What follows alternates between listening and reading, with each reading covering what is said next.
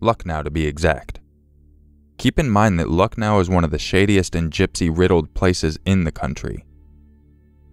So this story begins.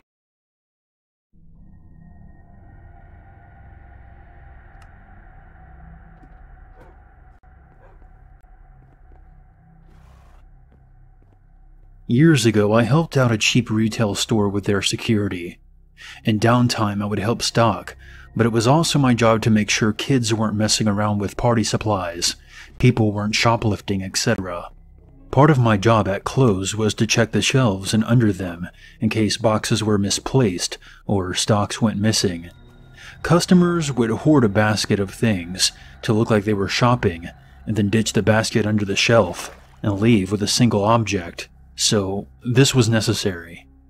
I was visiting family for a few days, and I received a text from my manager asking me when I was coming back. I thought it was weird, but I didn't think anything of it, as I would be back the next day. When I arrived back at work, they showed me security tapes. A customer with a bag containing nothing but a sledgehammer walked into the store and then slid himself under the shelf a few hours before close, and then just waited perfectly still. The staff member taking over my close duties did not do a shelf check that day. If I had not decided to take those few days off, and it was a struggle to decide, as I was on minimum wage and needed the money, I would have found myself face to face with a creeper and a sledgehammer.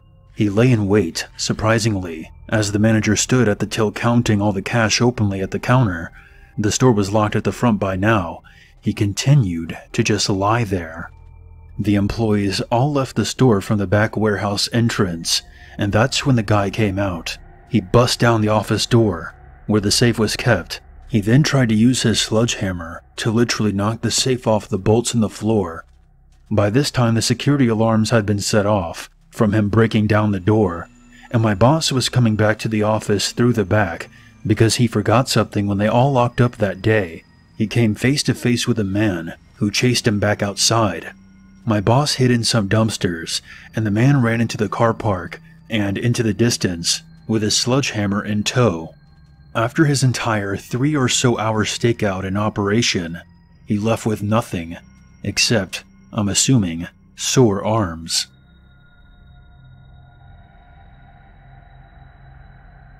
I come from a very remote fishing town in far north Queensland.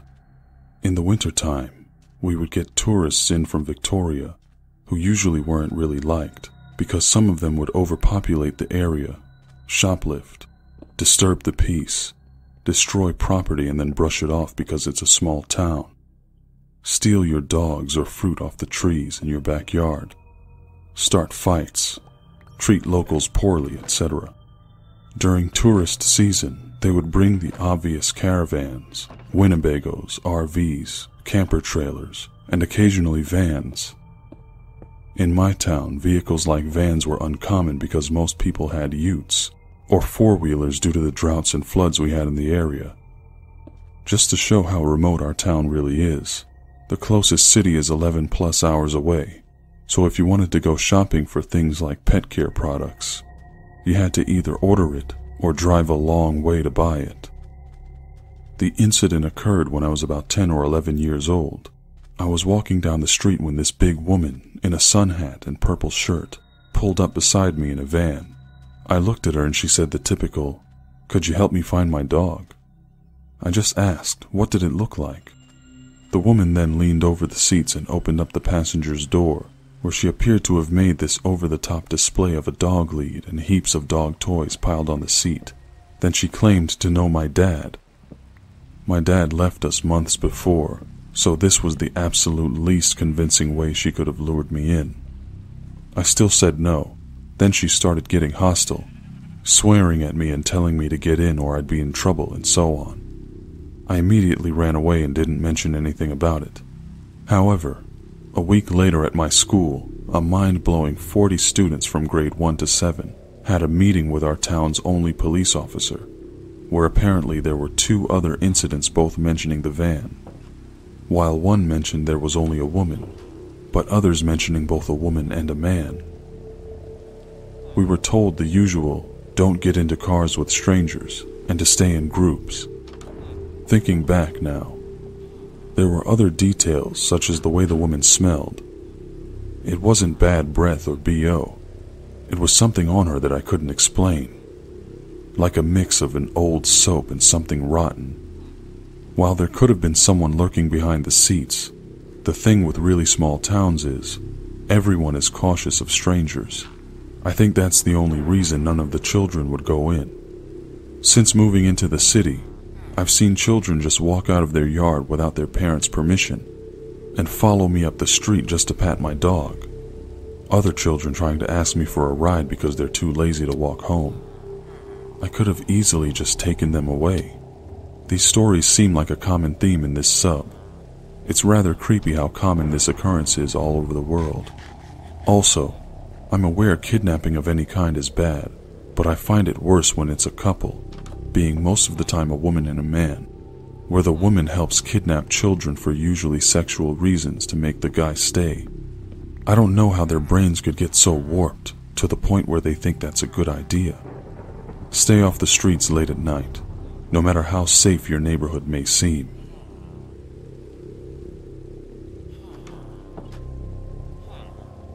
I'm a 19-year-old male. To give some backstory here, this is my mother's story. However, I was with her during this story, but I was only 3, therefore I remember this slightly, but I'm going to tell it from my mother's point of view anyway. To give you an idea of the layout of our house and garden, the living room has multiple windows that directly look out onto the back garden. There's a big gate in our driveway to stop anyone getting in. Next to the living room is the kitchen, which also has more windows, but also the back door. This will be relevant to the story. Okay, so my mother was completing the household chores, as she does every day. I was sitting in the living room, watching television on the sofa, with my back to the living room windows. All of a sudden, I see a figure reflecting off of the picture frame, hanging on the wall opposite to the window. I ask my mum if Dad is back from work, to which she says no. I'll never ever forget the look of horror on her face when I told her that yes he was, he's in the garden. She looked outside the window and almost had a heart attack when she saw a scruffy looking but fairly built man outside the living room window. This didn't seem to faze him at all though. He psychotically smiled at my mother through the glass, and my mum asked him what he was doing on our property. He said nothing, with the same sadistic smirk on his face. She said she was going to call the police, and what he said is one of the scariest things I've ever heard. He screamed at my mother through the glass that if she even got her phone out, he would break the glass and kidnap me. My mother was terrified. She wanted to protect me by calling the police, but she also didn't want him to hurt me if she did try to call them. As soon as he saw that she was terrified, he ran for the back door. Luckily, it was locked, because my mum has always been a paranoid person, so she always locks the doors. He screamed at her to let him in, or if she didn't, he'd find a way in and kill us both. My mother told him to fuck off, which enraged him, and he pulled out a pocket knife and began bashing hard against the windows. I was still oblivious to what was happening, as I just thought it was my dad, only being 3 years old. My mum frantically grabbed me, and I don't mean picked up. She literally grabbed me off the sofa and booked it upstairs. We were backing up in the upstairs hallway, looking for anywhere to hide, when my mum's younger brother popped out of his room with his headphones on. My mum didn't even realise he was home, and he clearly didn't hear the commotion downstairs because of his headphones. My uncle was 25 at the time and was really well built. He intimidated a lot of people. My mum cried and told him that there's a guy who's trying to break in. While she's telling him this, that creepy lunatic screamed from downstairs that he was in the house. He said that cynically, "Boogeyman is coming to get you," which really freaked me out. It freaked me out so much that I actually remember that to this day. Anyway, since the guy didn't know my uncle was home, he kept yelling and telling us to come out, and that it won't be painful. My uncle told us to lock ourselves in the bathroom and call the police. We did, and after 5 minutes of groaning and blatant violence downstairs, the police stormed in and found the guy bloodied and my uncle on top of him, beating him mercilessly. My uncle really didn't hold back. Turns out that he was a known paedophile, which is why he was watching me for so long while I was watching TV. After that day, my mum was terrified to be alone at the house. I loved it as a child because I found the running and the hiding fun, obviously because I was only 3. I can never thank my uncle enough for being there at the right time, when my mother clearly forgot that he was still home. It honestly gives me chills, wondering what he would have done to me and my mother if my uncle wasn't home.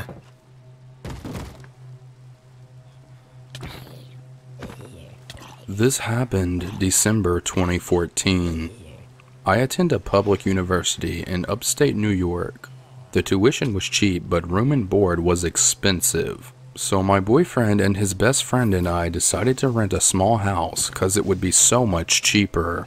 It was our senior year and we were starting to realize how much debt we'd be in when we graduated. So we decided this would save money. And it did. Anyways, Max, my boyfriend's best friend, is gay. And he would often have guys or girls sleeping over. He had lots of gay guy friends and some girls as well that would crash on our couch. At first I didn't know who they were, but after a while I became well acquainted with all of his friends. So one night I went out with a couple of friends. Max and my boyfriend John said they were just going to invite a couple of friends over and play video games or whatever.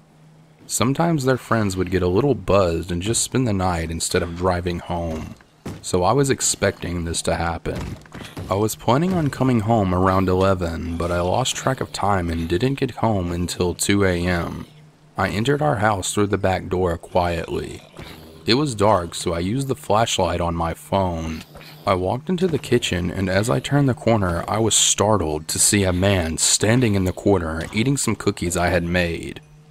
I jumped and then laughed at myself for getting scared. "Are you a friend of Max?" There was a pause for maybe 10 seconds, then he finally answered. "Yeah." "Oh, okay. I'm Emily. It's nice to meet you." He didn't answer. He didn't smile.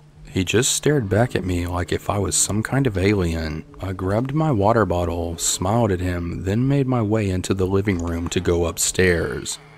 He smiled at me, but it was a quick smile that lasted about 3 seconds. His smile made my heart start racing, and not in a good way. As I made my way into the living room, I noticed there wasn't any blankets on the couch, which was odd, but I figured maybe he was sleeping in Max's room and just came down for a snack. I went upstairs and into the bathroom. As I got out, I saw the guy from downstairs entering Max's room and quietly shutting the door. I whispered goodnight. He looked up at me and smiled. This wasn't a nice smile. It sent shivers down my spine. His smile was wide, freakishly wide, and he then stuck his tongue out and wiggled it really fast as he closed the door. He double locked the door, which made me feel uneasy. Everything about this guy creeped me out. The way he looked at me like if he wanted to eat me or something. How long and pointy his tongue was. How huge and black his eyes were. As silly as it sounds, part of me felt like he wasn't human. That's how creepy he looked and acted. I'm always being told I worry too much, so I just let it go.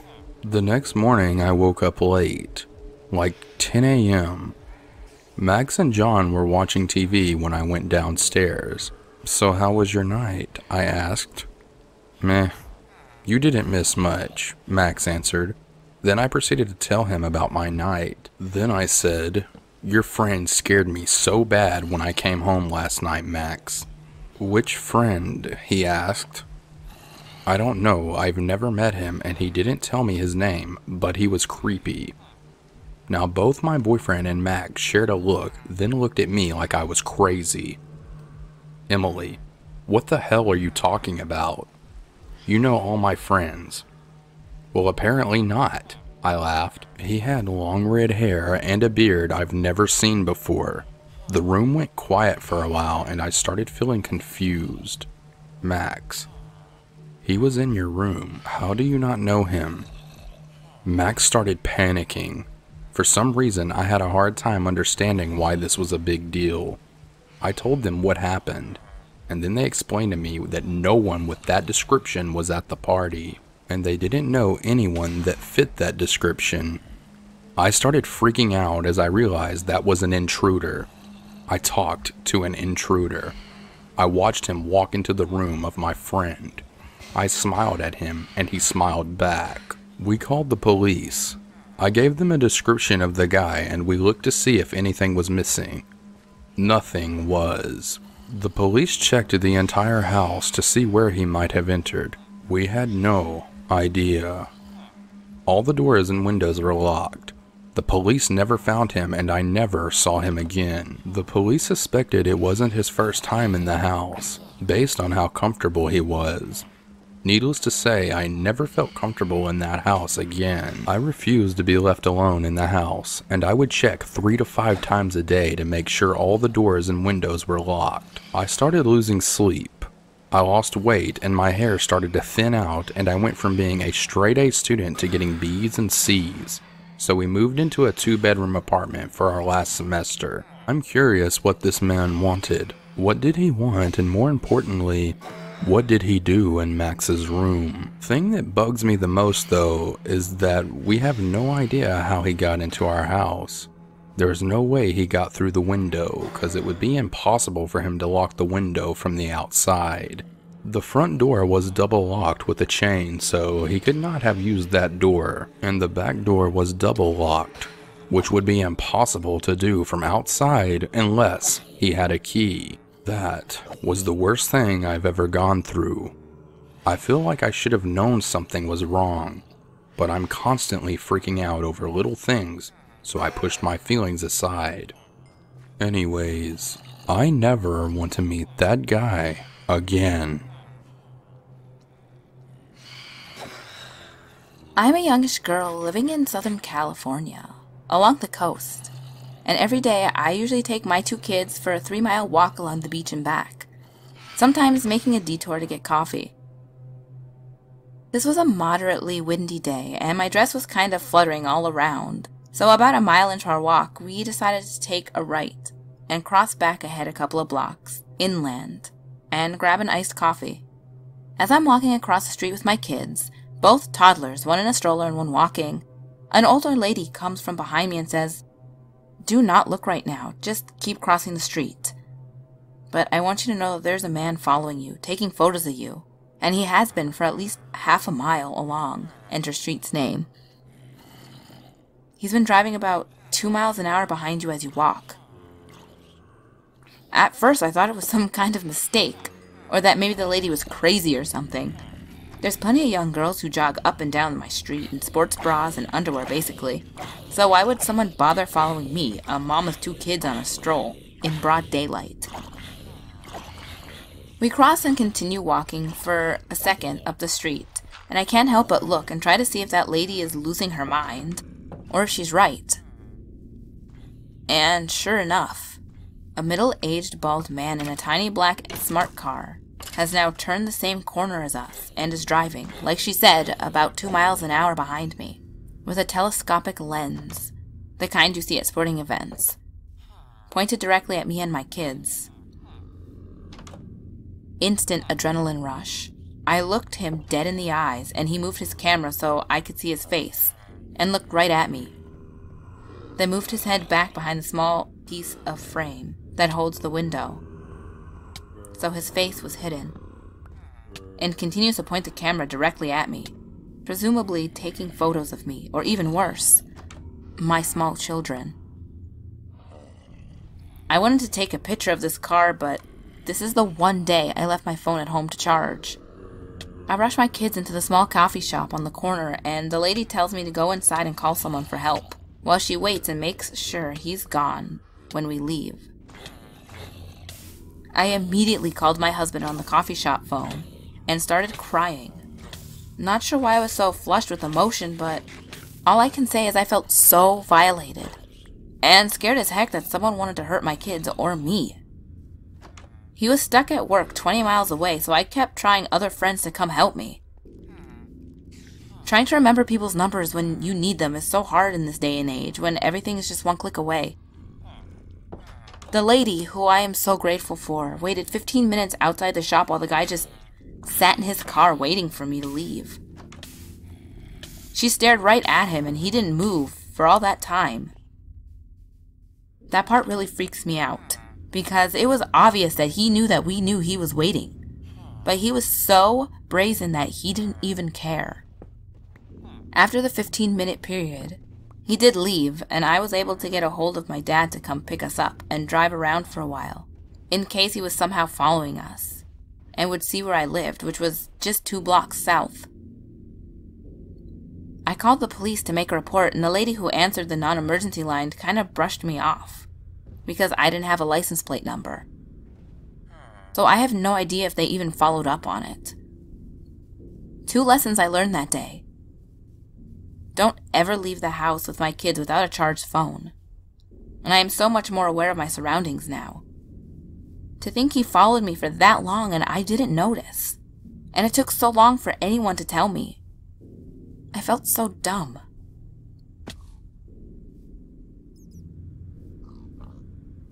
When I was researching the deep web, I was browsing for videos that would give me content to write about.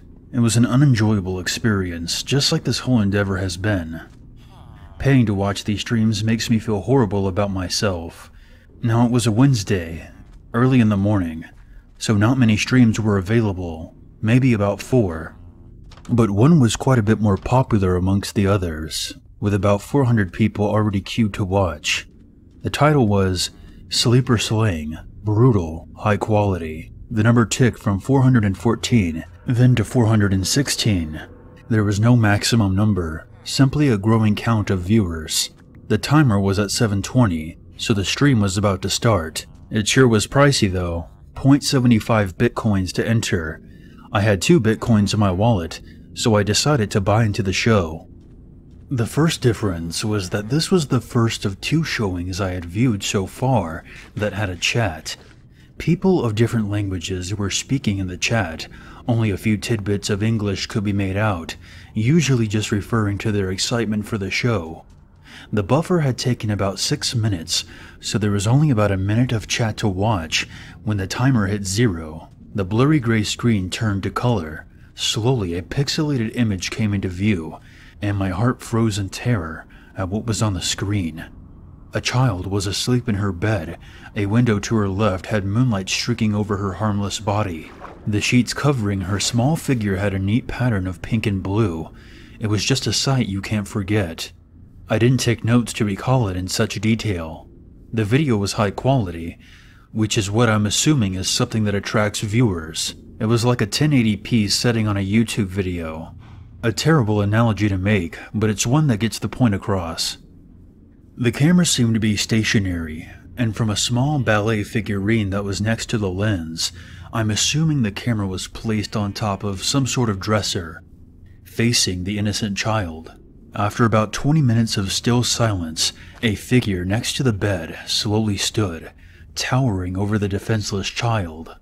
The figure that still haunts my nightmares. That nearly prompted me to turn my discoveries over to the police in an effort to stop these monstrosities.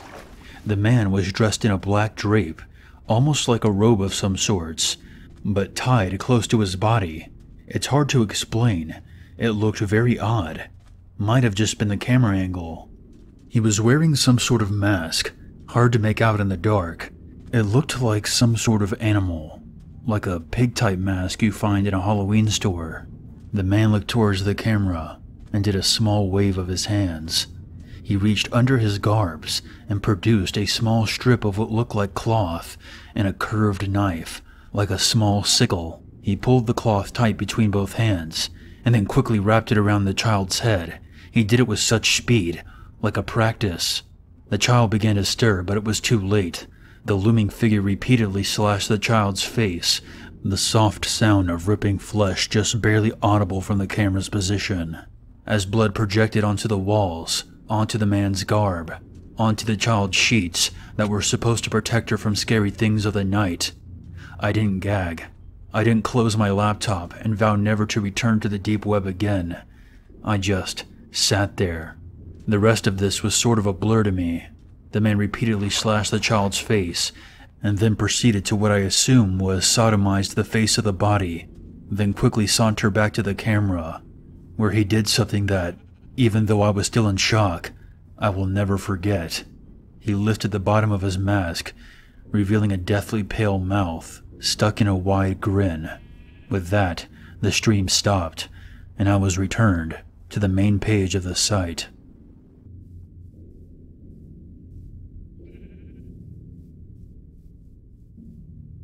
We were 16, an age where you feel invincible. It was summer and school was out. My friend and I, who lived in the same apartment complex, decided to go to the mall and kill time, as any other teenager would do. I don't remember much about that day, aside from our walk home from the mall. It must have been around 9 when we left, since that's when the mall closes. Our apartment building was 2 miles away, so of course we walked. It was hot out, and we both knew once we got home there would be nothing to do, so we opted to take the long walk. We enjoyed the conversation and the passing of time. Our town wasn't exactly dangerous. Of course there were muggings and theft, but it wasn't as bad as other cities in our county, where rape and unsolved murders were commonplace. So we walked those 2 miles, oblivious to any potential threats. We were a mile in when we passed an intersection. Shortly thereafter, 3 males walked out of the opposite street and began walking behind us. I didn't think much of it. It's summer. They were young. It's hot. No reason to be suspicious. My friend, however, was unnerved. Hey. Yeah? Those guys behind us. What about them? I'm pretty sure they're following us. What? No, I don't think so. You're just being paranoid. As soon as I'd said that, one of the men started whistling at us. I turned around. What you got in that bag? We had shopping bags from the mall. Nothing. Leave us the hell alone, my friend retorted. I remember being pissed. Why would she respond to them? At this point, I'm nervous as hell. Turns out my friend was right. Call it intuition. We begin walking faster now that we sense danger, and as we quicken our pace, so do the men. They know we're onto them. We get near a plaza with a Del Taco, and as we enter the parking lot, the men disperse. One is directly behind us, and the other 2 are on our sides. I turn around. They all whip out metal baseball bats out of nowhere. At this point, I turn to my friend and we hightail it to the Del Taco, not bothering to turn around. Thank God it wasn't too late or they'd be closed, and we'd have nowhere to hide. As soon as we enter the Del Taco, we look out the windows and witness all the men jumping into a Cadillac Escalade that was parked. Were they only trying to scare us? Why the bats? Why the car? What the hell is going on? We watch as the car drives away. That doesn't quell our fear. We spend about 10 minutes in the restaurant deciding what to do next. Do I call my dad to pick us up? Or do I walk the half a mile home? We didn't want to worry our parents, and so, for some incomprehensible reason, we decided to finish the walk. The whole time we were constantly turning back, anticipating a black Escalade to pop out of nowhere and kidnap us. Thankfully, it never did. As soon as we get home, we promise ourselves not to tell our parents, as it would hinder us from hanging out again. The moment I walked through the door, I blabbed to my parents. I later found out that my friend did the same.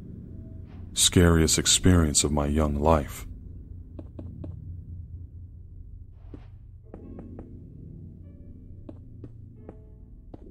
This is my sister's story, which she is happy for me to share, and took place 3 years ago on New Year's Eve. My sister is a student in South London and has lived in some pretty awful student accommodation during her time studying. This particular house she lived in had trouble with the front door lock and was just off a very busy main road. She had 4 other housemates, and her room was in the attic, which is obviously the setup for all creepy happenings, but in reality was a really nice conversion. On this particular evening, she was planning on heading out later on to celebrate New Year's Eve locally with her friends. She was in the house alone while she got ready, and had left her room to put her makeup on in the bathroom. While she was doing this, she heard a really loud knock on the front door and some scuffling outside. Assuming it was one of her housemates coming back to grab something they'd forgotten, she headed downstairs to let them in. As she got close to the door, she heard voices she didn't recognize and could see the shapes of 2 people through the frosted glass. We've lived in London all our lives and are both probably quick not to trust a situation, so she kept quiet and slowly made her way back upstairs. When the front door literally flies open with a huge bang and a man and woman come flying in. She could smell alcohol on these 2 from a floor up, and from the way they were talking, she could tell they were totally off their faces on a shit ton of drugs too. As they immediately start to force entry into the first bedroom on the ground floor and grab anything they can find, my sister in a panic makes a dash up the staircase to the attic room to stay out of their way and out of sight until she can figure out what to do next. In her room, she finds her phone and immediately calls the police.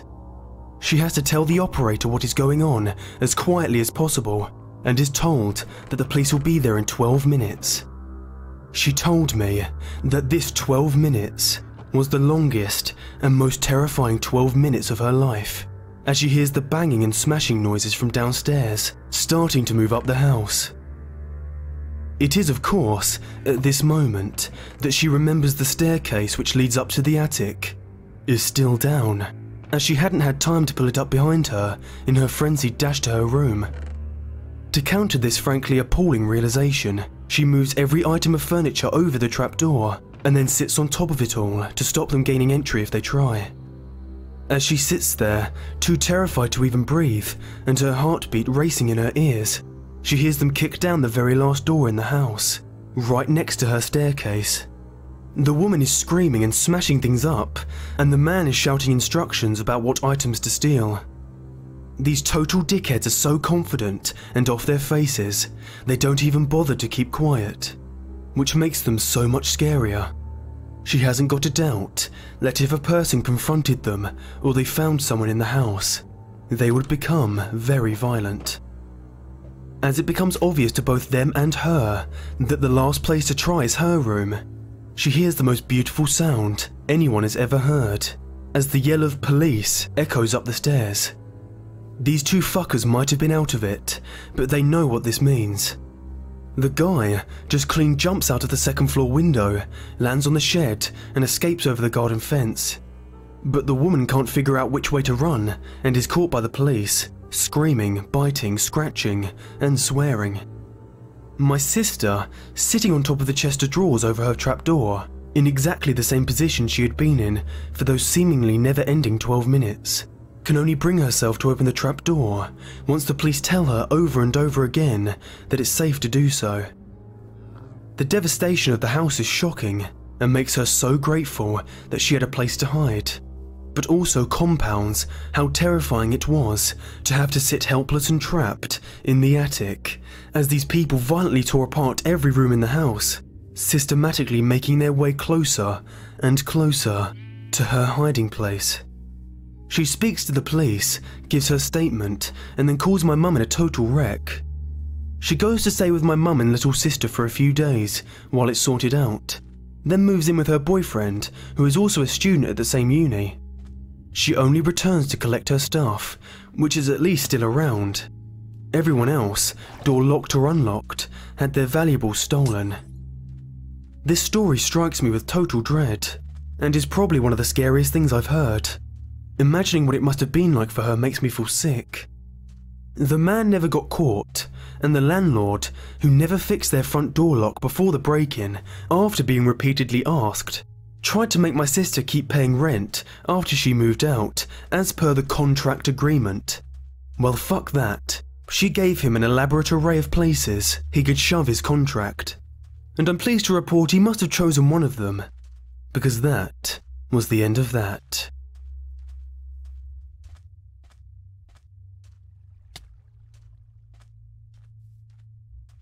Growing up, I lived in a small town in a heavily forested area.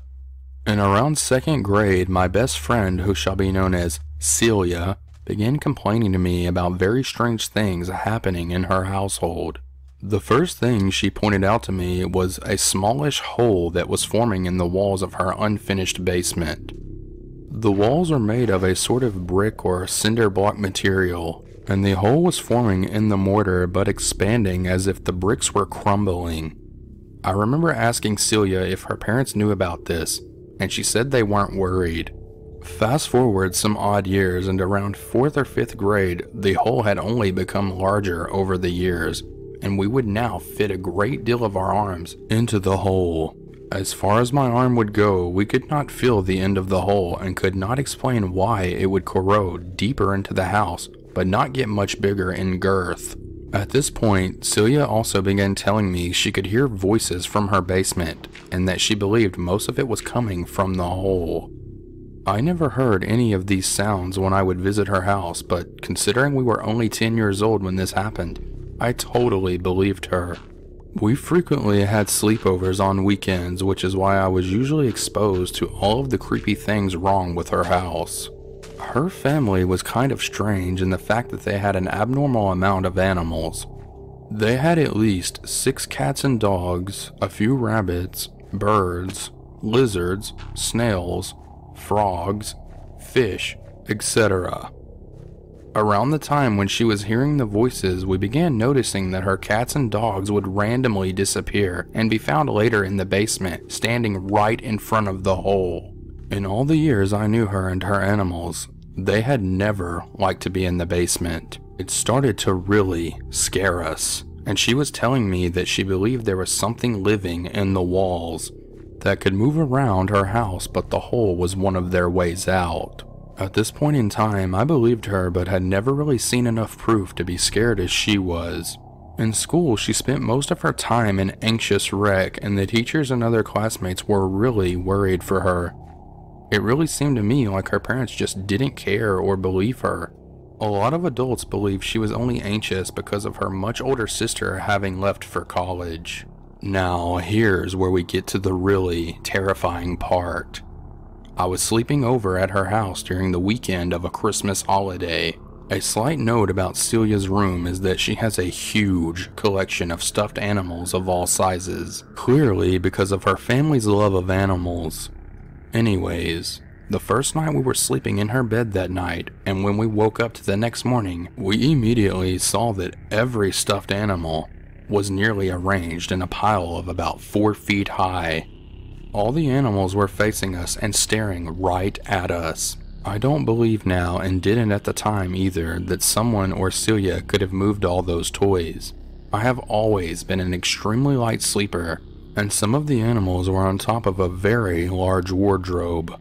We both knew that whatever Celia believed to be living in the walls had to have been responsible for this. We put back all the animals very carefully and never told her parents. I sort of wished we had now. Since I was staying the entire weekend, we went again to sleep that night in her bed. We woke up around the same time when it was still dark out. It must have still been nighttime. We heard a very low creaking noise that was coming from underneath us. We both knew it was the wooden floors under her bed, just like in a textbook horror movie, and probably because we were only 10, we thought it was a good idea to lean over the edge of the bed and look under. Right as we looked, we saw and heard one floorboard slam back onto the ground. We shot our heads back up and held each other and cried. I have never been so scared in my life, and called my parents the next morning to take me home right away.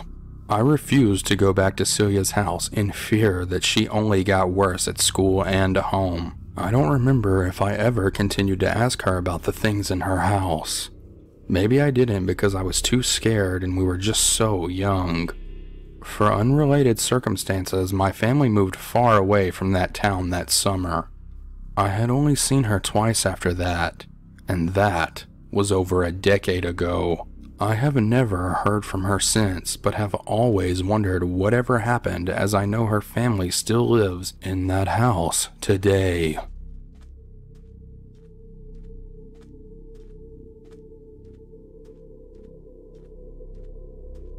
This happened when I was about 7 years old in the 90s.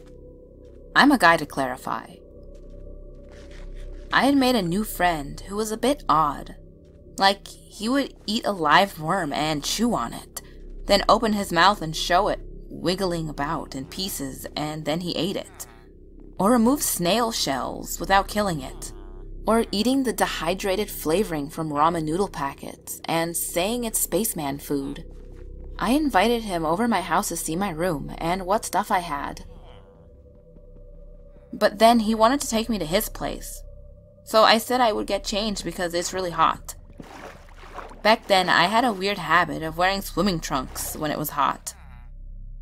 I guess it felt cooler than wearing shorts to me, although I didn't wear underwear because I figured you don't wear underwear when you go swimming, so you don't wear them any other time you wore swimming trunks either.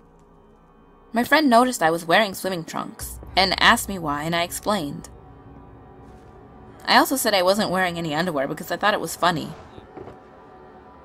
He looked shocked and wanted to know why. I explained and he looked at me like I told him my dad was Hulk Hogan or something. And he wouldn't drop it the whole time we walked to his place.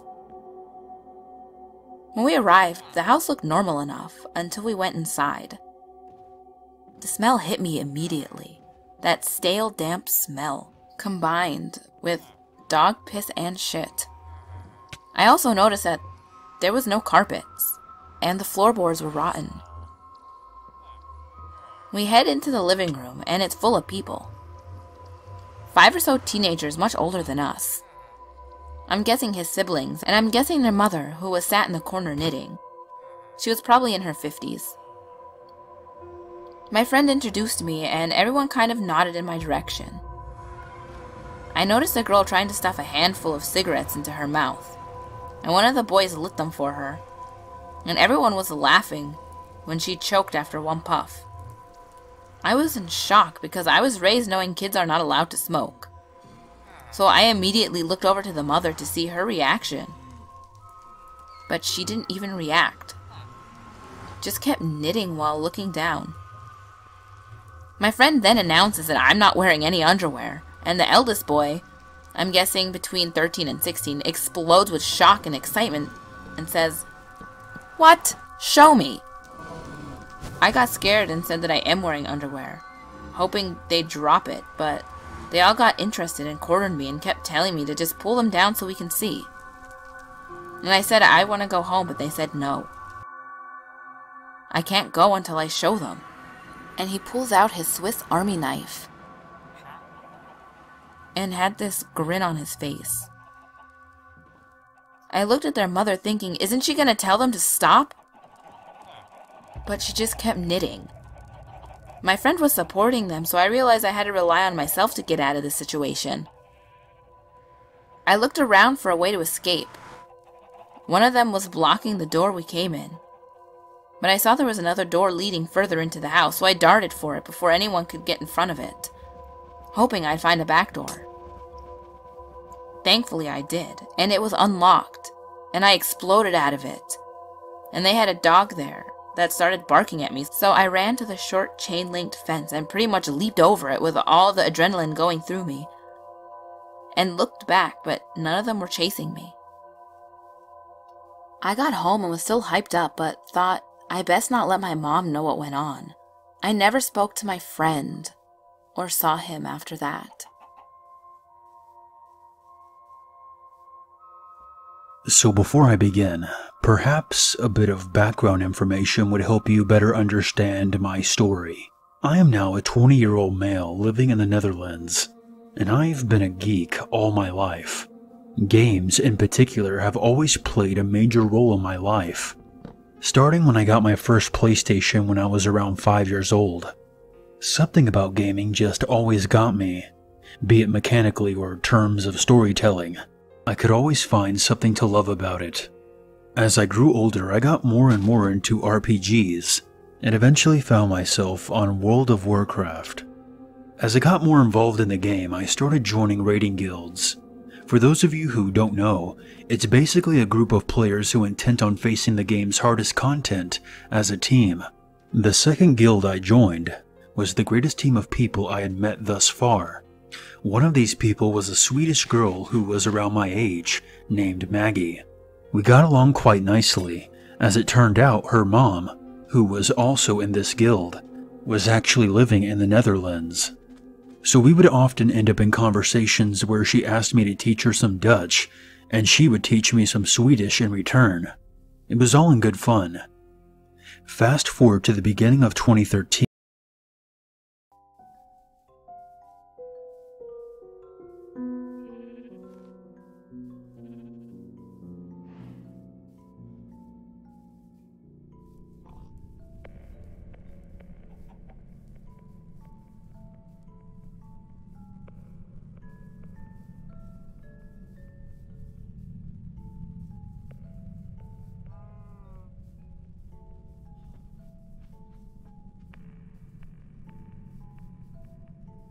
This was 2010.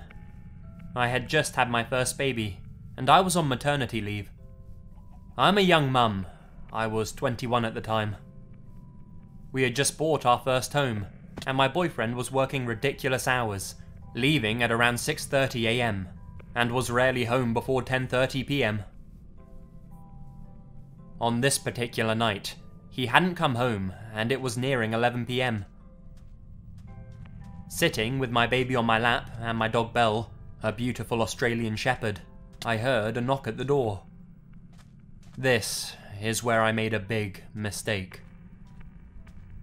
Holding my newborn, I walked straight up to the door and opened it. I was expecting my boyfriend to be there. Instead, standing there was an older man, in his 50s, balding and average build. He seemed caught off guard, and wouldn't stop staring at my baby. He introduced himself as my next-door neighbour. This immediately made me feel uncomfortable. We had just moved in, and I met the neighbours on both sides. On either side were young couples buying their first house. There was no older man in either one. I took a step back, and the man started to shift, and randomly started asking me if my TV reception was bad. I'm too nice. I felt alarm bells, but I was too concerned about being polite.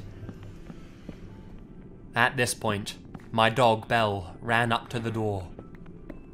She ignored the man standing in the door, and looked a bit further down the road, and she started to growl.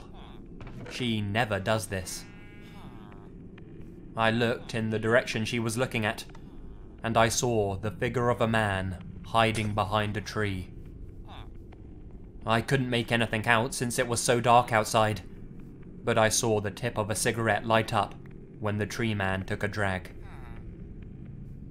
I looked back up at the man at my door, and I put two and two together. I said I didn't know anything about the TV reception, but my boyfriend would, and he was just upstairs. I shut the door, and I locked it. I ran around the house.